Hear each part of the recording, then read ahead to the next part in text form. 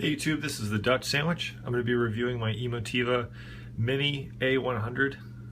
This is their 50 watt per channel into 8 ohm integrated amplifier. It's got one input and just one control here on the front. It's a volume knob. There's no on and off here on the front. Kind of going over the dimensions, it is a lot narrower than a standard receiver.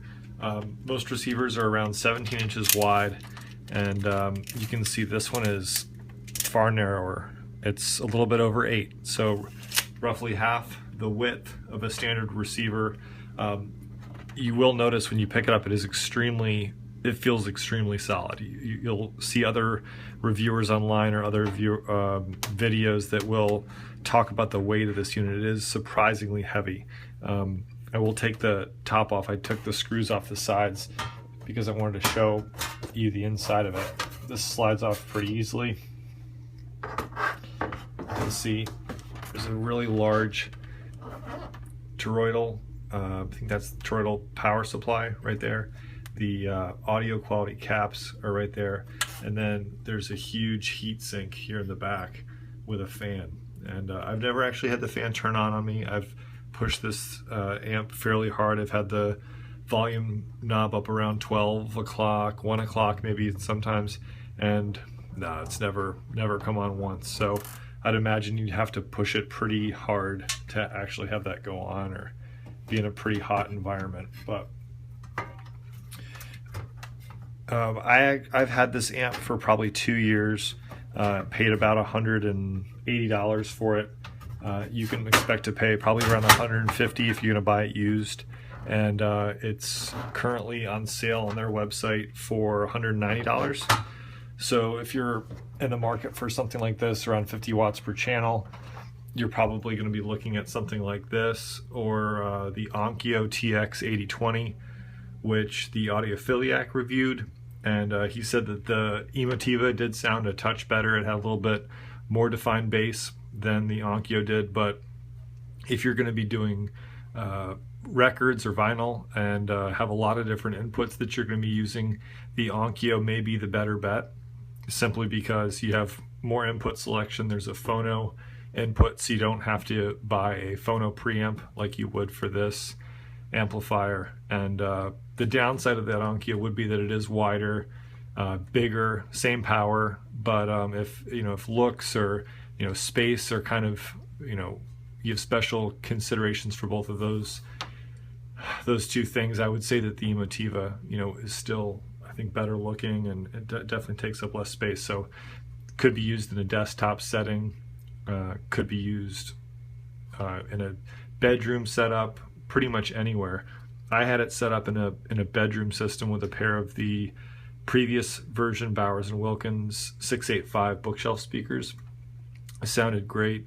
I've since upgraded to the Peachtree Deco 65, and while the Deco 65 has a digital to analog converter that this one does not, I was using I was actually using a red and white, or an RCA out from my television at a variable output into the back here, because the volume knob is manual. There's no remote control for this Emotiva amp. So I was running a variable audio output from my television into the RCA input on the Emotiva, so I could control the volume with the television remote, and it sounded great. And I still think to this day that this amp at $200, 50 watts per channel, class AB, sounds better than the Peachtree Deco 65, and that one was around $700, and it's 80 watts per channel. So go figure. I mean, maybe it's the class AB in this versus the class D digital amp in the Peachtree. I'm not sure what it was, but here at the back, you've got your power plug right here. This is an power switch. You've got auto. It's an auto detection setting. You can go full off, or you can go on. For at least what I was doing, I would always leave it on. I had it on auto for a while, and one day I was watching Netflix, and it was some show. I think it was Saved by the Bell, and it would start and it would play like 2 seconds of the audio from the episode, and then it would cut out and it would stop sensing the signal, and every other show was fine.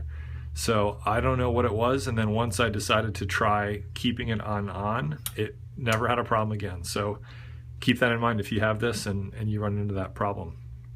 The speaker outputs, I wanted to show something on here. I've tried many different types of speaker cables and ended up just using bare wire in here because these seem really short to me.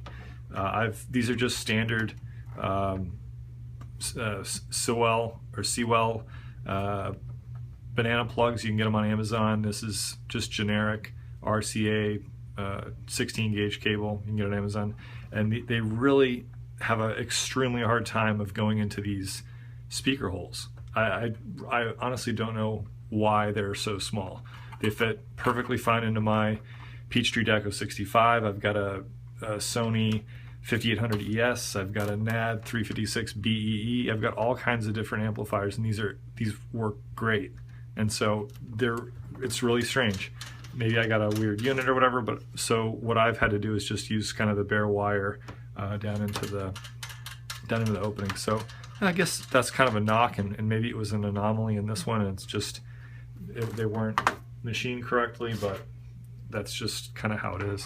And then for my setup, I was using this amp with an Apple TV, and if you had a DAC or some standalone unit, you could take the DAC into this input here, and then what I did was I took the output here, the preamp out, and then hooked up like a set of these RCA cables like I just did, and then took this to a subwoofer, and it was perfect. It made a perfect little 2.1 channel home theater / hi-fi, and yeah, it's just a great, probably $500–600 setup with those Bowers & Wilkins speakers, and really couldn't recommend this amp more. I think for the $200 you're going to spend on it, the Onkyo is probably the only amp that would be close to the sound quality. And obviously it has more features, so if you're into vinyl, I think the Onkyo would be the better bet. But if you're into digital files or CDs, or you just really have one input, or maybe you have a record player and you already have the phono preamp, and so there not being a dedicated phono input isn't a downside to you. Either way, I think this is an incredible unit. There is an LED ring around the volume knob that glows blue when the volume is, when the unit is on and it's receiving a signal. If you have the power switch set to auto detect, it's going to glow orange. Both colors I like, so I didn't actually have a problem with it. Next, I'm going to post a video in probably 2 to 3 weeks, and I'm going to be giving this case here, this outer part, and these two little accessory things here to a friend with a powder coating shop. And so I don't know what color I'm going to pick yet. Maybe you can make a suggestion, but I'm going to kind of jazz it up a little bit. You don't see a lot of these that have really gotten kind of customized. I've seen some guy that makes custom gold face plates for them, but yeah, I'll probably pick kind of a fun color and just kind of have some fun with this. So if you have any suggestions of what colors to choose, maybe put those below. Otherwise, I'm just gonna pick something. So hope you enjoyed the video. Thanks for watching, and see you next time.